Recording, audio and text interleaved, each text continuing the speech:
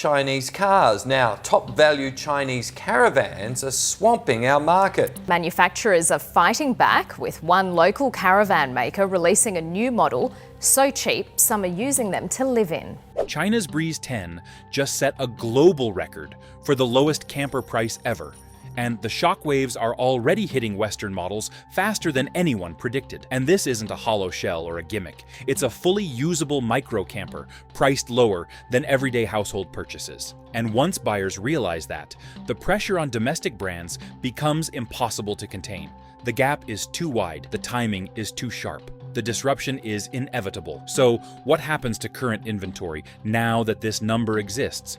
Why did regulators allow a price this extreme to pass untouched? And which upcoming model is rumored to drop the floor even further? By the end, you'll understand what this shift means for your wallet, your timing, and the deals you're about to see. The price that breaks the math. China did not just announce a new micro camper. It announced a number that should not exist in today's manufacturing economy. $4,190 for a fully enclosed, road-ready, travel-capable unit is not a budget figure. It is a financial anomaly. The Dongfeng Welthoffen Breeze 10 landed publicly on domestic distributor sheets at a figure that slides below what many Western dealers pay for an empty commercial shell before any camping equipment is added. That alone rewrites the baseline math. When photos of the posted price surfaced on Chinese export platforms, the first reaction across industry groups was disbelief. Screenshots circulated showing the same entry repeatedly. No asterisk, no limited batch, no stripped frame. It was listed as a complete micro camper. At that number, the entire pricing ladder for compact rigs tilts instantly, because no Western manufacturer can produce a bare chassis for that cost. The long-term consequence is simple. A number like this becomes the new anchor, and anchors always drag the rest of the market downward. Once the baseline shifts, every RV built above it must justify the gap, but the shock gets louder when you look at what you actually receive for that number. The van itself, measured in dollars, not hype. The Breeze 10 may be tiny, but it is not an empty box. Photos show a convertible bed platform, modular storage, integrated lighting, rear ventilation, and a steel-reinforced frame built for commuter-class use. When lined up against micro campers priced between $19,000 and $34,000, the features land surprisingly close. That is the part Western buyers struggle to accept. The gap is not in the equipment. Independent comparisons demonstrate how inflated modern pricing has become. Units with similar layouts, rear bed, small kitchenette slot, compact storage islands, hit the market at levels that assume a multi-layer markup structure. The Breeze 10 exposes the spread between actual hardware value and the retail ladder many shoppers take for granted. But here is the financial twist. When you track the cost per feature, nothing on the Breeze 10 explains the $4,190 figure. The material choice is practical, not fragile. The fittings are standard, not bargain bin. And the platform itself has already been used in domestic commuter runs, meaning it is not experimental. If the build is not where the savings come from, something else upstream is doing the heavy lifting. And that is why the next step is confirming whether the number is real, and the evidence is hard to ignore. If you find value in understanding the real numbers shaping this market, make sure you like the video, subscribe for the next updates, and share your thoughts below in the comments. Your input helps guide which models and pricing shifts get investigated next. The evidence trail. Before treating the Breeze 10 as a legitimate disruptor, the price needed verification. Export portals for bulk order vehicles listed matching figures in their minimum order quantity sheets. Freight calculators showed accurate shipping estimates based on weight classes. Independent import brokers confirmed the model number, the chassis code, and the declared factory gate price. Every document aligned with the same shocking number. Trade screenshots from multiple logistics hubs showed the Breeze 10 listed among standard micro vehicle catalogs, not hidden in prototype folders. That matters financially. If a unit appears only in promotional materials, the risk jumps. If it appears in freight listings and factory declarations, the risk drops. Here, everything lined up.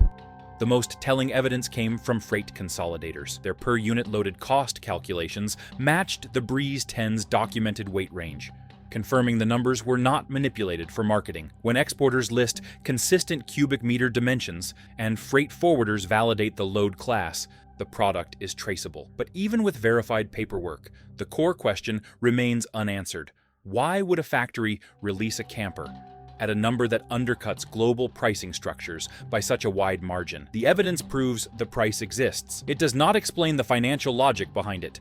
To understand that, you need to see what happened the moment the listing went live, the early rush, and why it happened immediately. The Breeze 10 did not trickle into public view, it detonated. Search volumes on Chinese wholesale platforms climbed within hours. Inquiry counters on distributor dashboards spiked at levels normally tied to scooters, not campers. It was not the design that sparked the surge. It was the mismatch, the widening canyon between what a compact RV should cost and what this one did. Whenever a new arrival lands far below the expected price floor, early demand surges for a simple reason. Buyers sense the window may not stay open. Even without Western buzz, the domestic response was immediate. Manufacturers track these spikes carefully because abnormal activity usually signals a market correction ahead. The Breeze 10 created that imbalance instantly, not because it was pretty, not because it was trendy, but because its ratio of cost to utility breaks the standard economic ladder. When a functional, travel-capable vehicle lands at a number close to a used appliance, the market does not adjust gently. It snaps. But the real reason for this snap has nothing to do with the rush itself. The explanation sits upstream in the structure that allows a factory to release a complete micro camper at a figure Western companies cannot match.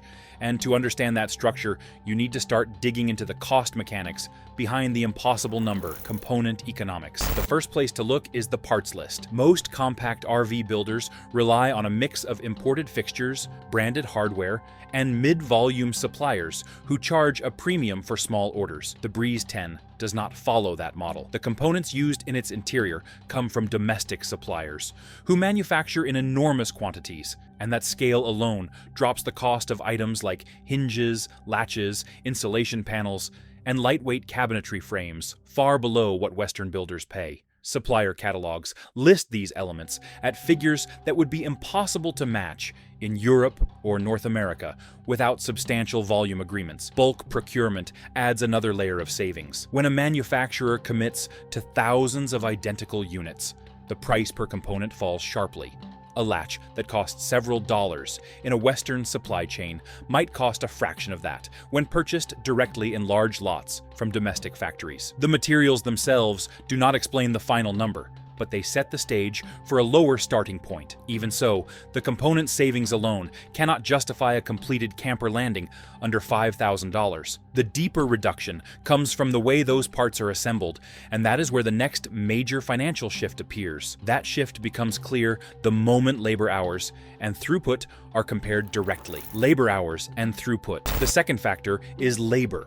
High-throughput micro-vehicle lines in China operate with a level of repetition and efficiency that significantly reduces the hours needed to complete each unit. Labor charts comparing Western factories with these production lines reveal a stark difference. What takes several shifts overseas can be condensed into far fewer hours when processes are standardized and teams are trained to handle predictable, repeatable steps. This alone produces a reduction that no Western builder can match without overhauling their entire workflow. The Breeze 10 benefits directly from this approach. Its structure is designed for straight-line assembly rather than a sequence of specialized tasks, which means components can be installed faster and with fewer handoffs. Fewer sequential steps equal fewer labor hours, and fewer labor hours push the per-unit cost downward. In markets where labor makes up a significant portion of the final price, this discrepancy becomes one of the strongest drivers behind the cost difference.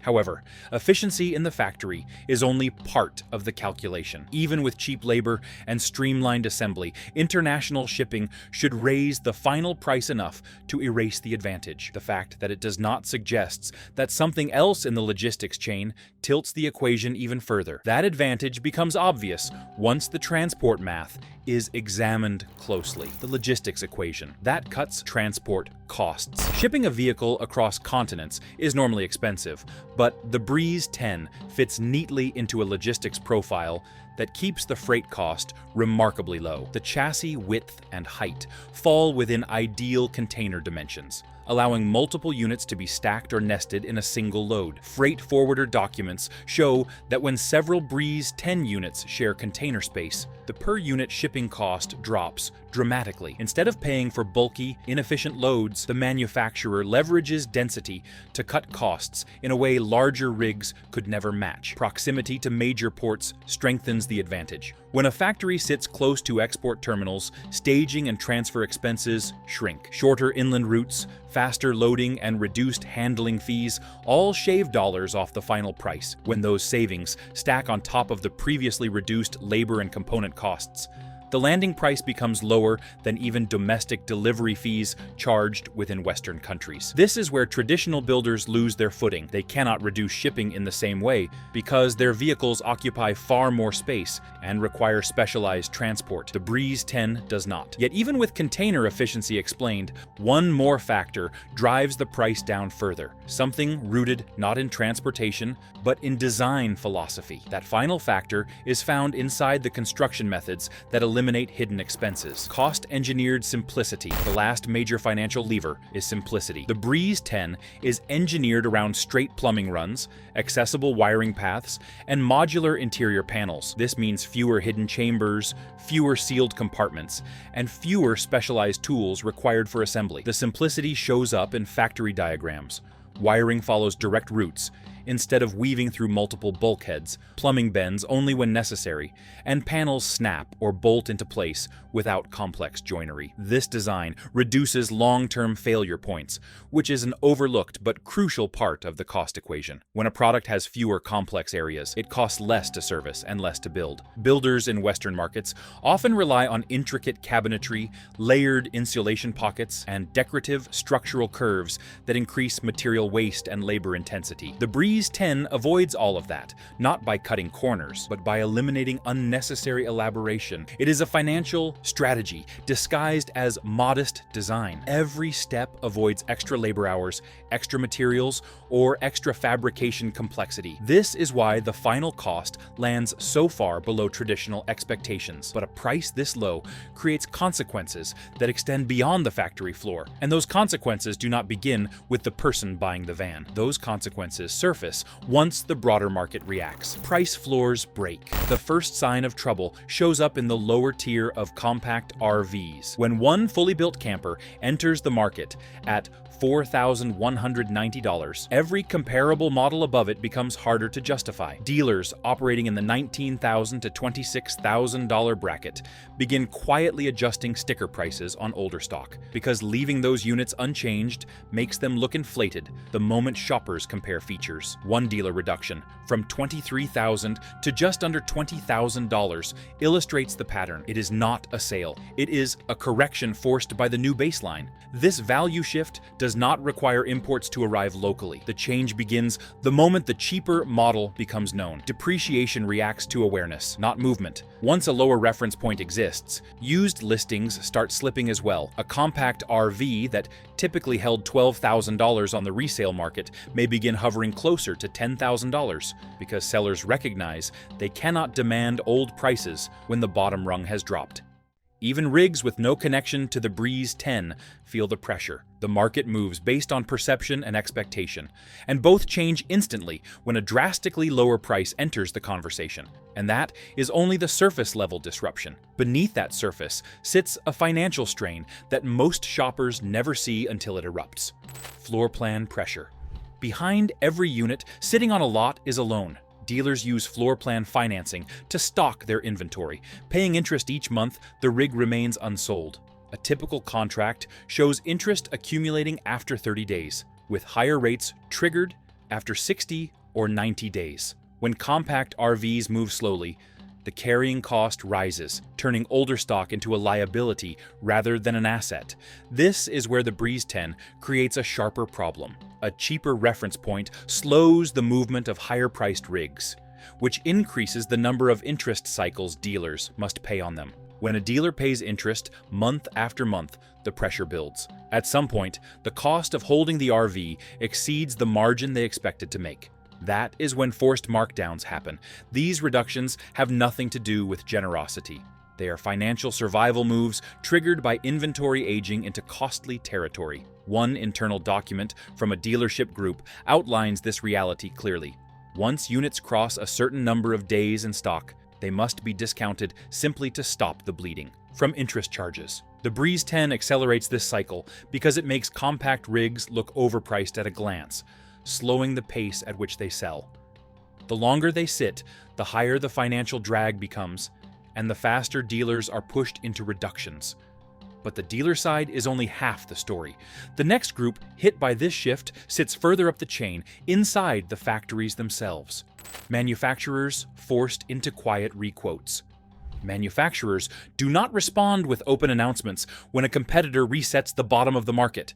They adjust quietly. Internal memos from several builders hint at cost realignments, often described as material simplification or process consolidation. These phrases are coded language for redesigning floor plans, shifting material suppliers, or altering production sequences to bring costs down without drawing attention. The Breeze 10 pushes them into this territory sooner than expected. Once a sub-$5,000 price enters the conversation, established brands must justify their higher figures or cut internal costs. Many choose to streamline construction, simplify layouts, or renegotiate supplier contracts to stay competitive. These adjustments quietly appear in new model years, driven by the financial pressure created by the Breeze 10's baseline. This recalibration sets the stage for future reductions, giving dealers more room to discount, even as importers face heavy compliance hurdles. And those challenges become clear once compliance expenses enter the equation. Importers versus reality. Bringing any vehicle into markets like the United States or the European Union requires far more than freight. Certification, testing, and homologation carry real expenses. Compliance sheets show thousands of dollars tied to emissions checks, structural assessments, lighting requirements, and safety documentation. Importers must either absorb these costs or pass them along. And traditionally, this added burden has kept foreign-built compact rigs well above bargain pricing. Even after adding compliance and import expenses, the Breeze 10 often lands below many domestic models, creating a pricing tension manufacturers cannot ignore. Once consumers see a base cost of $4,190, they naturally question why similar rigs cost many times more. Regulation explains part of the gap, but not the whole story. If imports remain cheaper, domestic builders must adjust, leaving shoppers to decide how to act now that the numbers are shifting. That moment arrives in the final section, where timing and strategy take center stage. Who gains the most from this price shift? A camper priced at $4,190 changes the travel equation for anyone who routinely compares road costs to hotel stays. When the average hotel night in many regions now pushes beyond $120, the math tilts quickly. A compact RV that eliminates nightly lodging fees turns long-distance trips into far more predictable expenses. Cost per mile charts show that even when fuel rises, driving and sleeping in the same unit often stays below the combined cost of flights, hotels, and ground transport. A budget-friendly rig does not fit every scenario.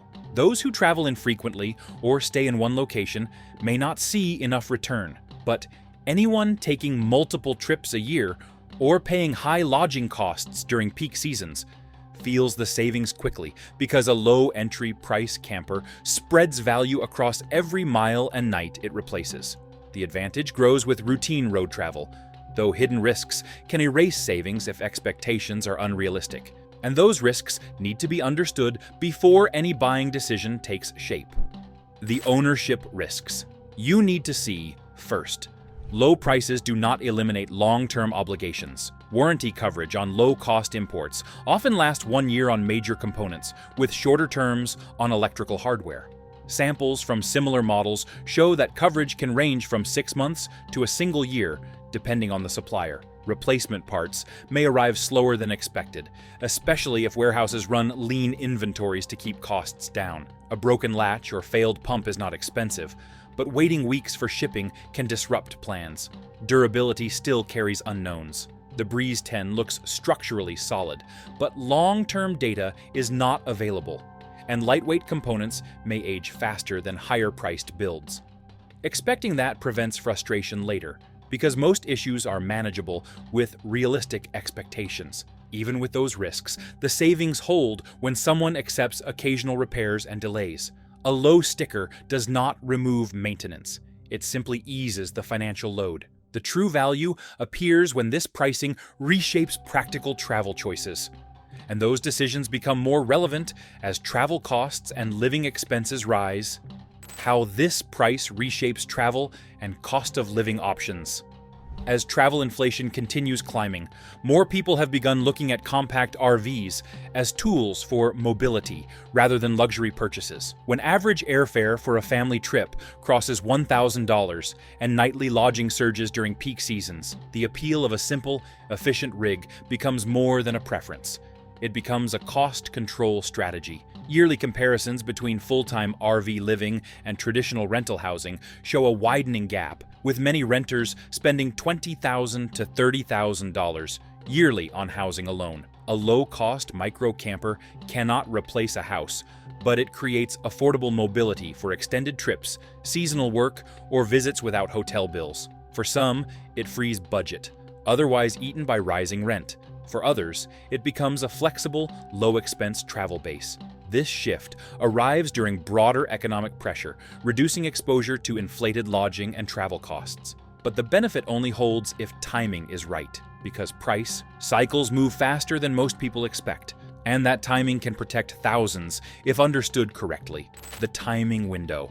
The compact camper sector moves in predictable cycles once a low-cost unit hits the radar. Historically, prices shift in 30-day to 60-day phases as dealers and importers adjust to demand. The first 30 days often bring minor volatility, with small reductions on competitive models as they attempt to defend their price positions.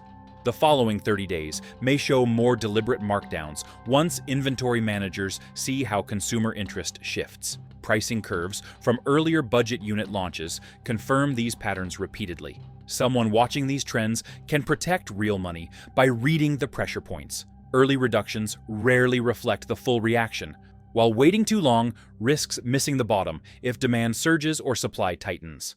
Import batches add another variable, because each arrival alters short-term pricing. The key is tracking the quiet markdowns that signal a brief window before prices firm up again. With the Breeze 10 resetting expectations, timing becomes the difference between saving money or surrendering it. The Breeze 10 isn't just a low-cost camper. It's the number that exposes how quickly this market can shift when real competition appears. So here's the real question. Are you keeping up with the signals that shape these price drops, or letting the market move before you do? If you found this breakdown useful, like the video, drop a comment with what you want covered next, and subscribe so you never miss the next pricing shift the moment it surfaces.